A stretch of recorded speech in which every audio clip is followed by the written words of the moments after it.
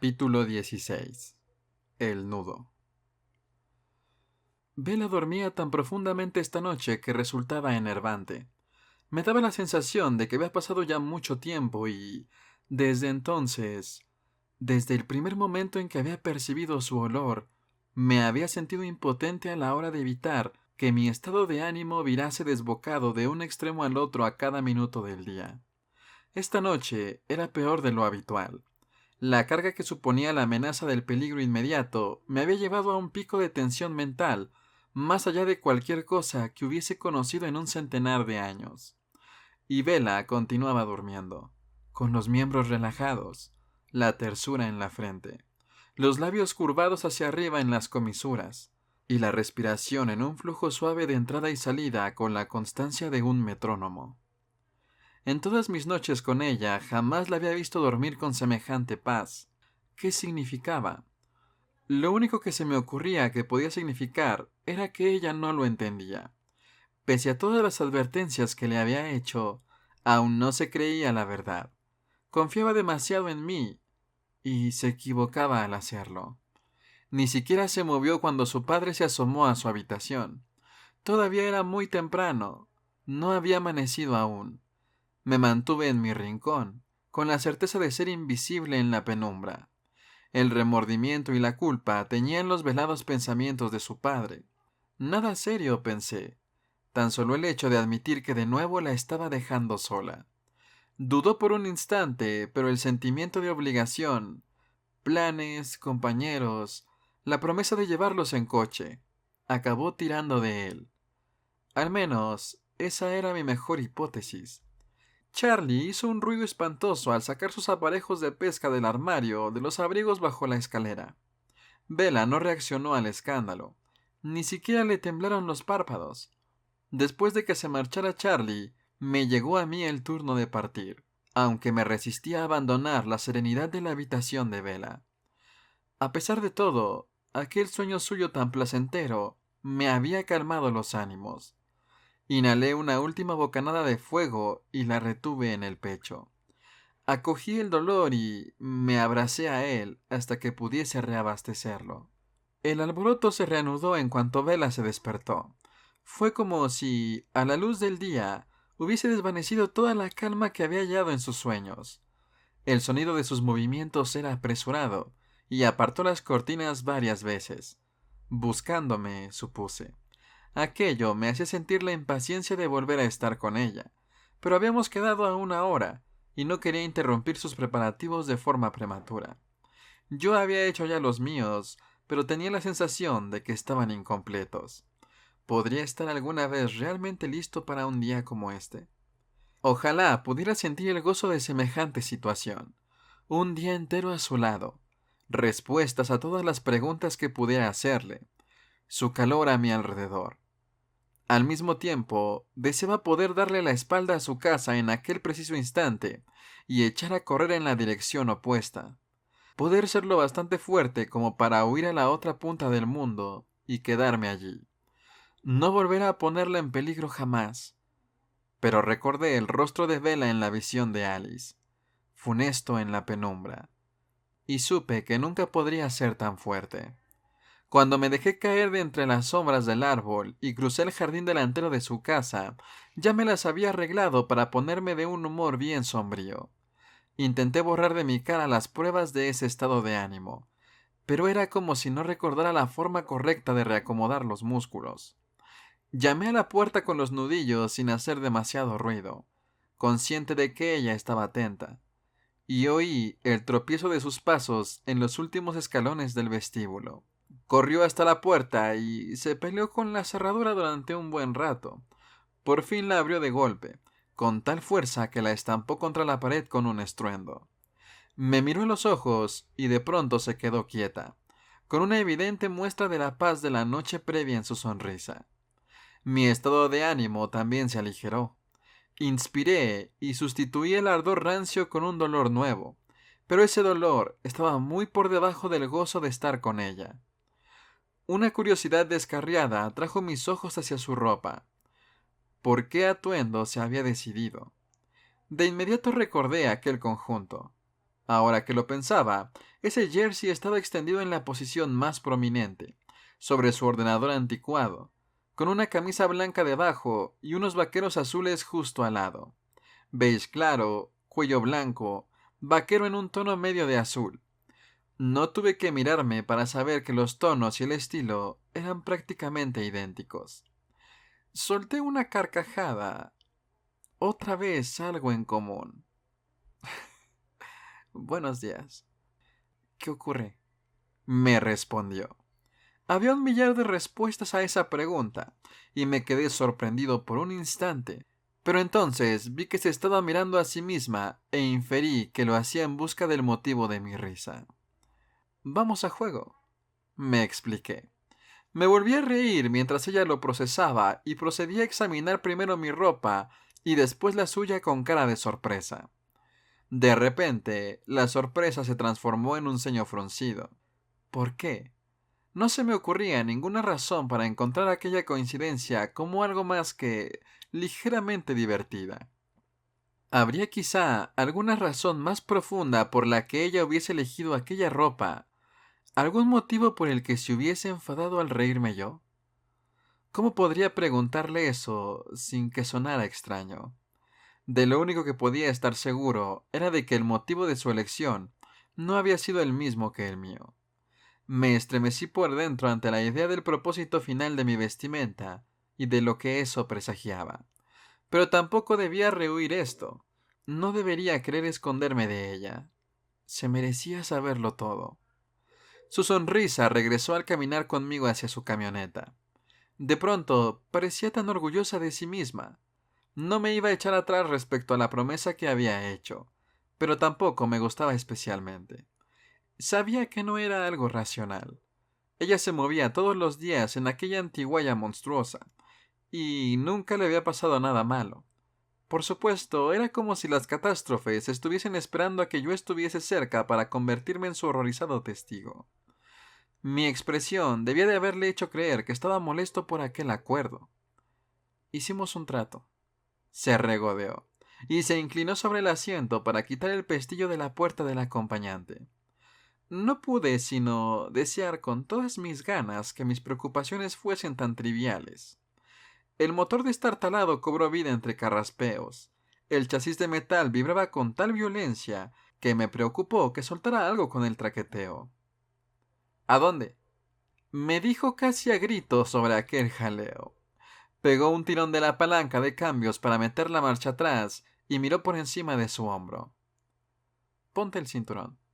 Le insistí. Ya estoy nervioso. Me lanzó una mirada sombría, pero enganchó la hebilla en su sitio y dejó escapar un suspiro. ¿A dónde? Volvió a decir. Toma la 101 hacia el norte. Mantuvo los ojos clavados en la calzada mientras conducía muy despacio por el pueblo. Me pregunté si iba a acelerar cuando saliésemos a la carretera, pero continuó a 5 km/h por debajo del límite de velocidad que indicaban las señales. El sol aún se encontraba bajo en el horizonte del este, envuelto en finas capas de nubes, pero, según Alice, se despejaría a mediodía.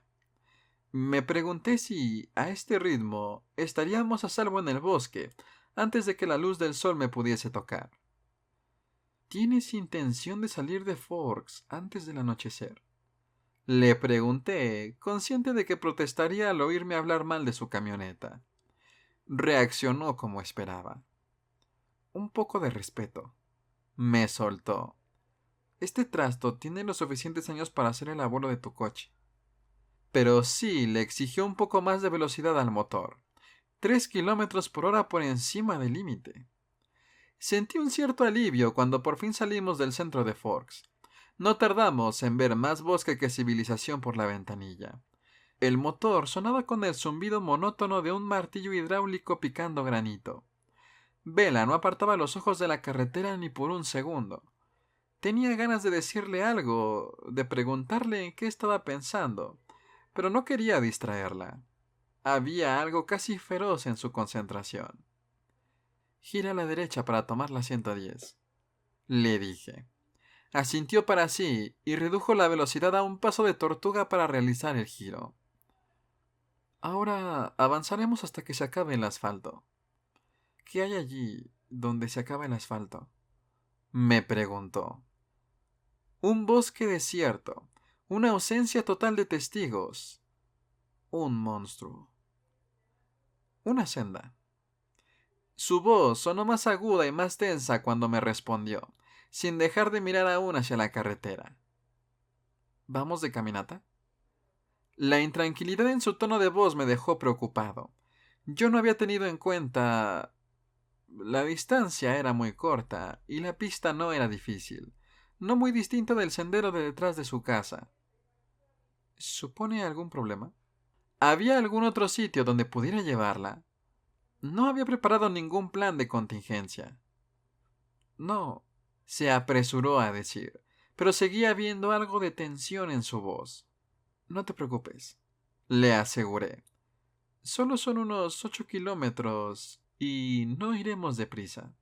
Ciertamente, después de sentir una oleada de pánico al percatarme de lo corta que era la distancia, no había nada que deseara más que un retraso. La arruga en su ceño estaba de vuelta. Tras unos segundos de silencio, comenzó a mordisquearse el labio inferior. ¿En qué piensas? ¿Acaso quería dar media vuelta? Había cambiado de opinión sobre todo aquello. Deseaba no haber abierto la puerta de su casa esta mañana. Solo me preguntaba a dónde nos dirigimos. Respondió con un tono que pretendía ser natural, pero que se quedaba corto por muy poco. Es un lugar al que me gusta mucho ir cuando hace buen tiempo. Miré por la ventanilla y ella me imitó. Las nubes ya no eran más que un velo liviano. No tardaría en escampar. ¿Qué pensaba ella que iba a ver cuando el sol me rozara la piel? ¿Qué imagen mental se había formado para explicarse ella esta salida al campo? Charlie dijo que hoy haría buen tiempo. Pensé en su padre y me lo imaginé junto al río, disfrutando de un día agradable. No sabía que se hallaba en una encrucijada mientras una posible pesadilla, de esas que te destrozan la vida, aguardaba tan cerca de él para engullir todo su mundo entero. ¿Le dijiste lo que te proponías? Le hice aquella pregunta sin hacerme demasiadas esperanzas. Me sonrió con la mirada al frente. No. Ojalá no sonara tan feliz al respecto. Aún así, yo sabía que había un testigo, una voz que hablaría por Bella en caso de que ella no volviese a casa. Pero Jessica cree que vamos a Seattle juntos, ¿no? No, me dijo satisfecha. Le dije que había suspendido el viaje, cosa que es cierta.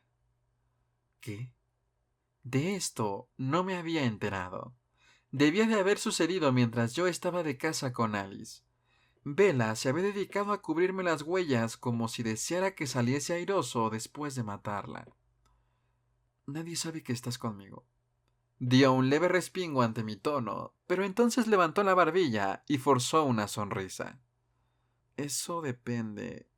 ¿He de suponer que se lo has contado a Alice? Tuve que respirar hondo para mantener la voz estable. Eso es de mucha ayuda, Bella. Su sonrisa desapareció, pero no dio más indicación de haberme oído. ¿Te deprime tanto Forks que estás preparando tu suicidio? Dijiste que podría ocasionarte problemas que nos viesen juntos en público. Dijo en voz baja, toda nota de humor desvanecida. Recordaba perfectamente la conversación y me preguntaba cómo era posible que Bella lo hubiese entendido todo al revés. Yo no le había contado eso para que ella tratara de hacerse más vulnerable ante mí. Se lo había dicho para que huyese de mí. Así que estás preocupada por los problemas que me podría causar a mí. Le pregunté entre dientes, e intenté colocar las palabras en el orden preciso para que resultara imposible que ella no percibiese la inherente ridiculez de su postura. Si tú no regresaras a casa, ¿es eso? Con los ojos en el camino, asintió una vez. ¿Cómo es posible que no veas lo poco que te convengo?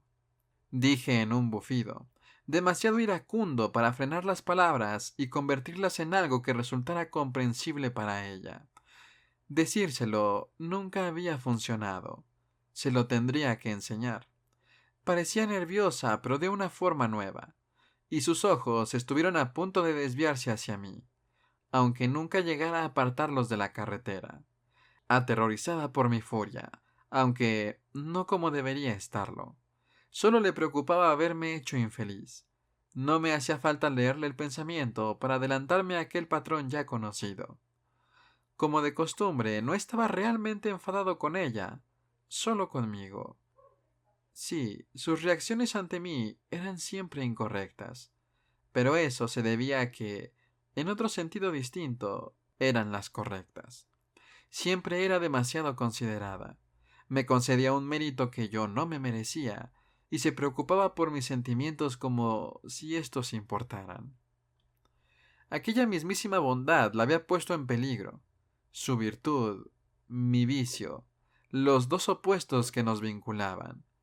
Habíamos llegado al final de la carretera asfaltada.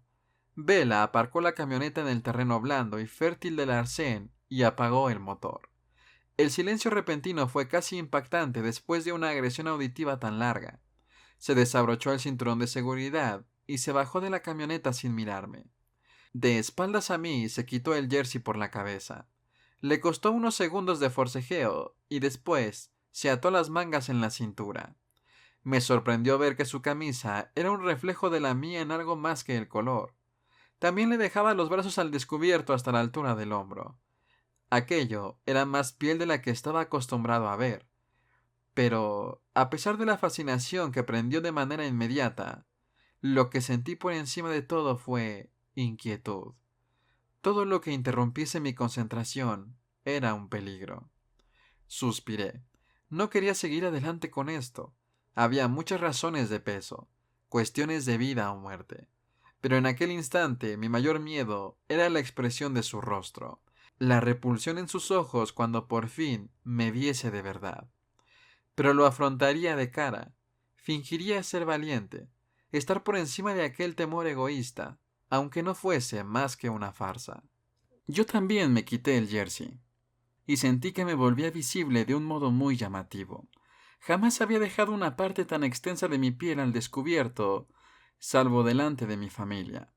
Me bajé de la camioneta con la mandíbula encajada.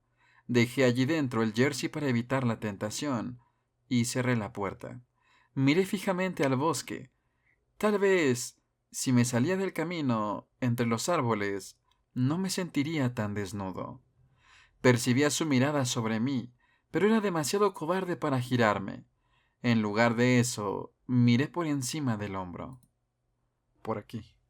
Las palabras surgieron entrecortadas, demasiado veloces. Tenía que poner la ansiedad bajo control. Arranqué a caminar con paso lento.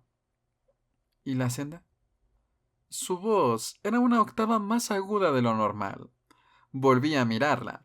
Parecía nerviosa mientras rodeaba la parte delantera de la camioneta para unirse a mí.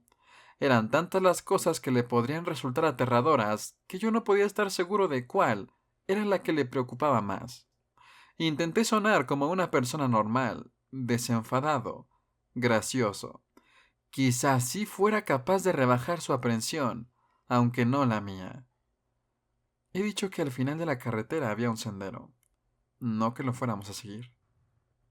¿No iremos por la senda?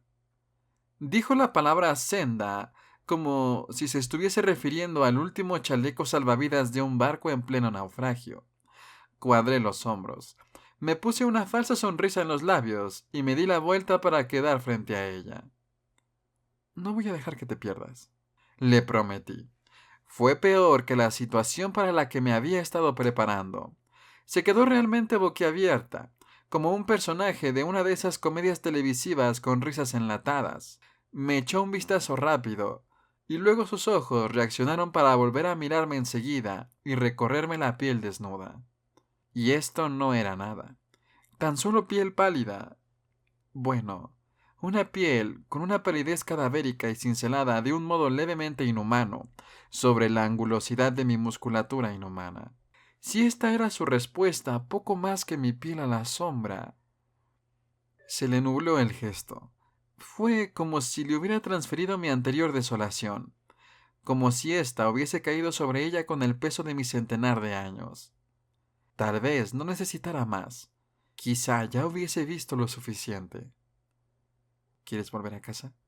Si Vela deseara abandonarme, si quisiera marcharse, la dejaría ir. La vería desaparecer y lo soportaría.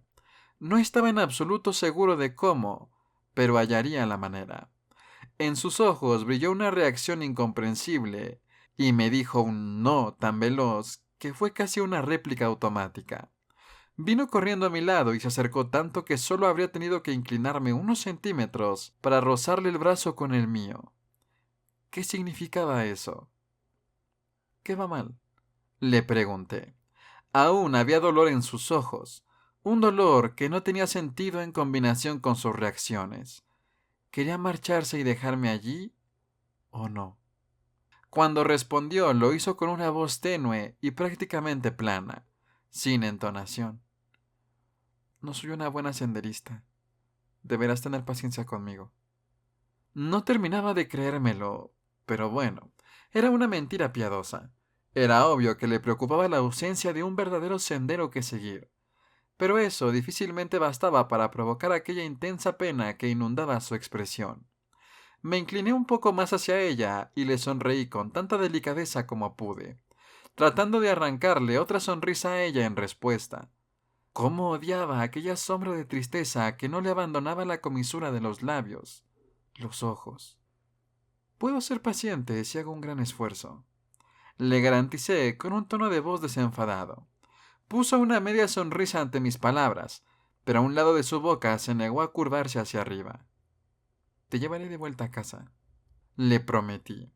Quizá Vela se sintiese como si no tuviera más elección que afrontar aquella prueba de fuego, que me lo debía de alguna manera. No me debía nada, tenía toda la libertad para marcharse cuando quisiera. Me sorprendió su respuesta. En lugar de aceptar aliviada la salida que yo le estaba ofreciendo, me puso una evidente cara de pocos amigos, y, cuando habló, lo hizo con un tono mordaz. Si quieres que recorra 8 kilómetros a través de la selva antes del atardecer, será mejor que empieces a indicarme el camino. Me quedé atónito, mirándola, esperando algo más, algo que me ayudase a entender cómo la había ofendido. Pero ella se limitó a levantar la barbilla y entornar los ojos como si de un desafío se tratase. Sin saber qué otra cosa podía hacer, extendí el brazo para invitarla a avanzar y, con la otra mano, levanté una rama que sobresalía. Pasó por debajo con determinación y se quitó de en medio otra rama más pequeña con un manotazo. Era más fácil en el bosque, o quizá tan solo me hacía falta un momento para procesar su reacción inicial. Yo iba adelante y le sujetaba las ramas para despejar el recorrido. La mayor parte del tiempo, Vela mantuvo la vista en el suelo, no como si tratara de evitar mirarme, sino como si desconfiase del terreno. La vi fulminar con la mirada varias raíces al pasar por encima de ellas, y entonces lo entendí. Sin duda, una persona torpe se pondría nerviosa con el terreno irregular. No obstante, aquello seguía sin explicar su melancolía inicial ni su posterior ira. En el bosque, muchas cosas fueron más sencillas de lo que yo esperaba. Allí estábamos los dos, completamente solos, sin testigos, y no lo percibí como algo peligroso. Incluso en las escasas ocasiones en que nos encontramos con algún obstáculo, un tronco caído que se cruzase en nuestro recorrido, algún saliente de roca que fuese demasiado alto como para pasarlo por encima. Cuando le ofrecí la mano de forma instintiva para ayudarla, tocarla no me costó más que en el instituto. Decir que no costaba no sería la descripción más adecuada en absoluto. Fue emocionante, agradable, tanto como lo había sido antes. Al ayudarla a subir, oía el tamborileo acelerado de su corazón y me imaginé que el mío sonaría exactamente igual si también pudiese latir. Era probable que la sensación de seguridad, o de relativa seguridad, se debiera a que sabía que este no era el lugar. Alice nunca me había visto matar a Bella en medio del bosque. Ojalá no tuviese que retener la visión de Alice en la cabeza. Por supuesto, el hecho de conocer ese futuro posible, de no prepararme para él, podría haberse convertido en la ignorancia que condujese a la muerte de Bella.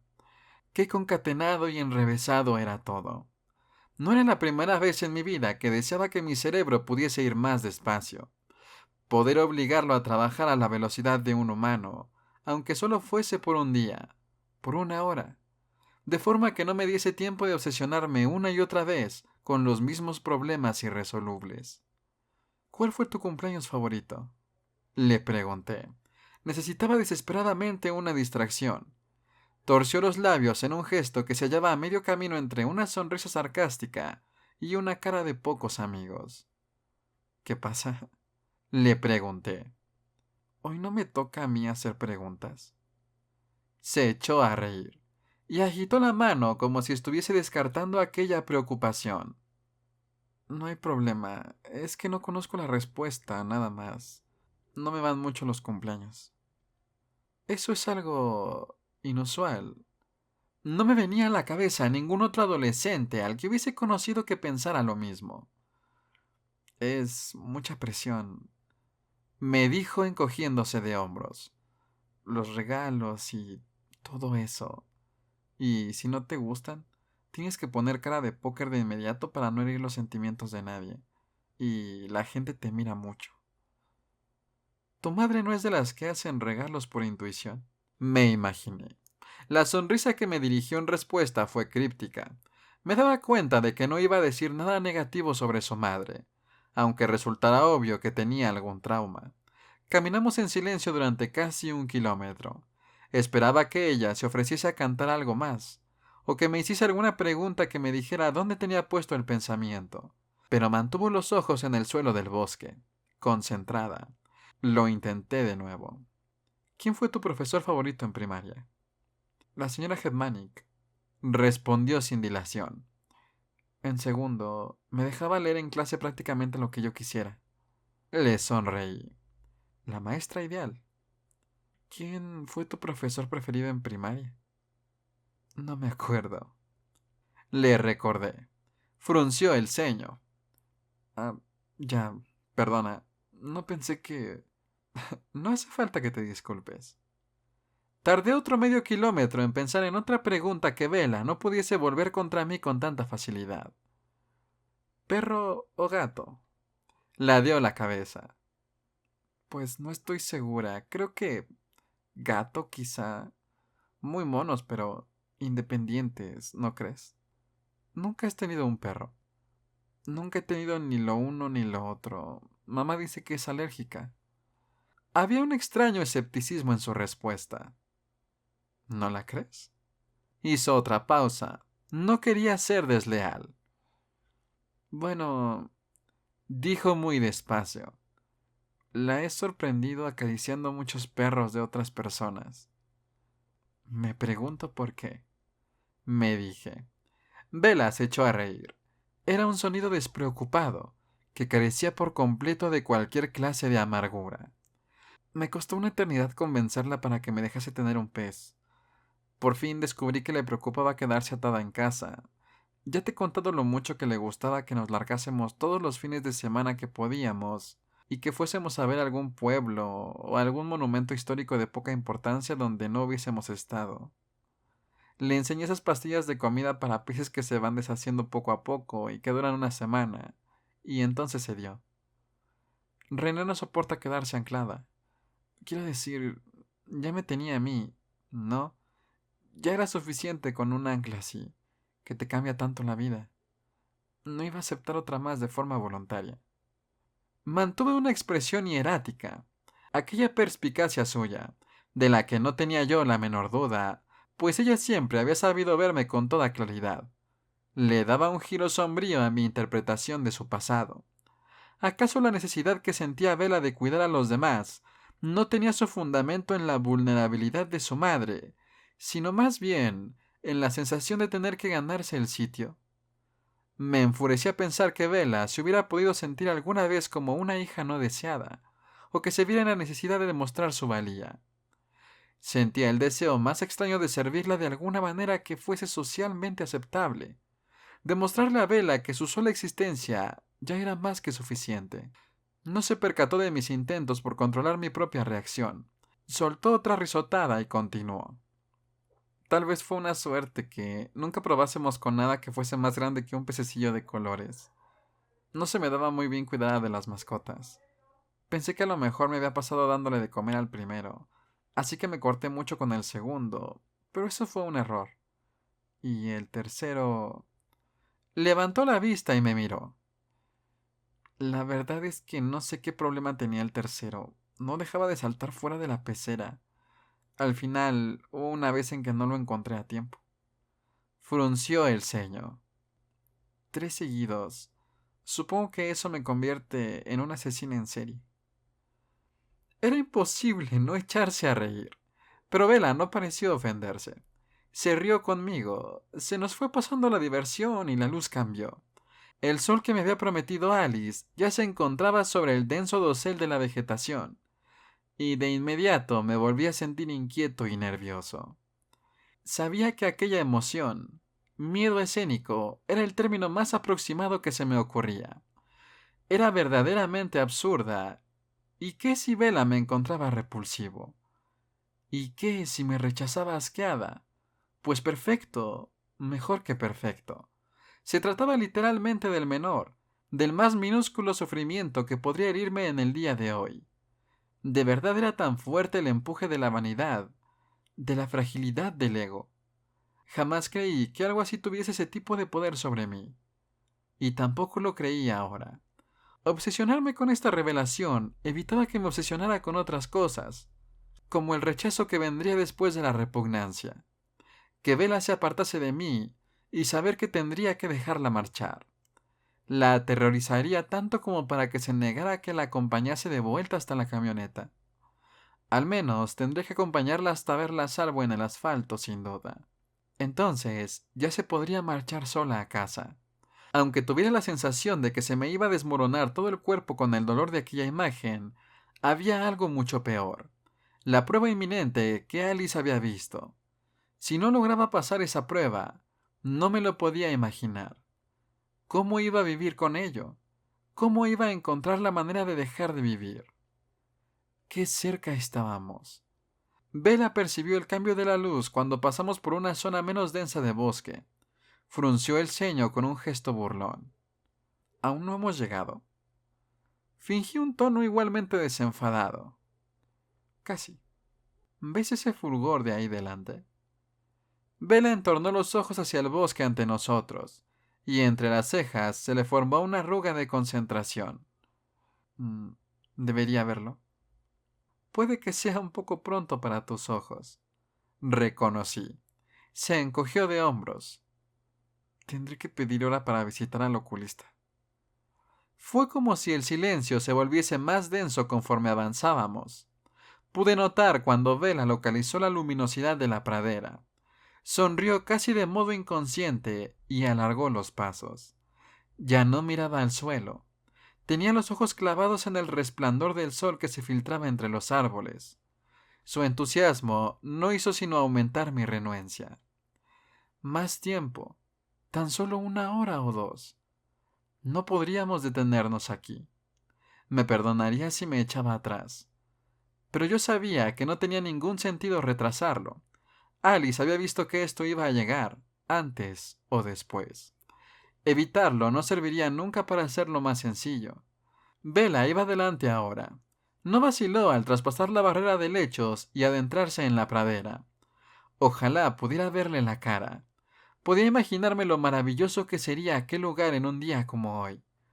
Podía oler las flores silvestres, más fragantes con el calor, y oír el leve borboteo del riachuelo en el otro extremo. Los insectos zumbaban, y, a lo lejos, se escuchaba el trino y el arrullo de los pájaros. Ahora no había ninguno cerca. Mi presencia bastaba para espantar de este lugar a todas las formas de vida en un cierto tamaño. Bella se situó en aquella luz áurea con un paso casi reverente. Le doraba los cabellos y resplandecía en su piel clara. Ella acarició las flores más altas con los dedos, y de nuevo me recordó a Perséfone, la primavera personificada. Podía haberme quedado mirándola durante mucho tiempo, tal vez para siempre, pero era mucho pedir que la belleza de aquel sitio pudiera conseguir que se olvidara por un rato largo del monstruo entre las sombras. Se volvió con los ojos muy abiertos por el asombro y una sonrisa maravillada en los labios y me miró, expectante. Al ver que no me movía, caminó lentamente hacia mí.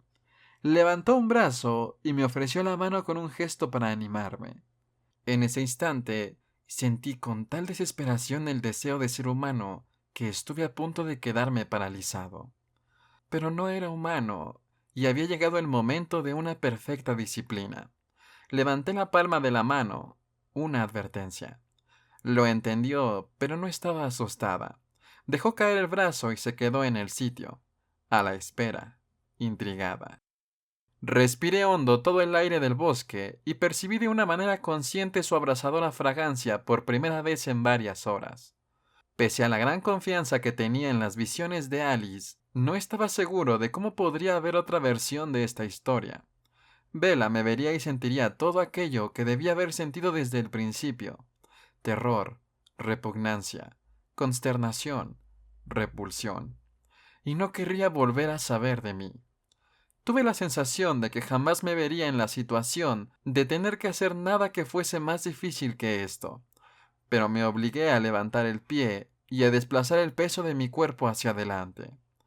Me enfrentaría a esto de cara, y aún así no podría soportar la primera reacción en su rostro. Querría ser amable, pero le resultaría imposible ocultar el impacto y la repulsión en ese instante inicial. Así que le otorgaría un momento para recomponerse. Cerré los ojos y salí a la luz del sol.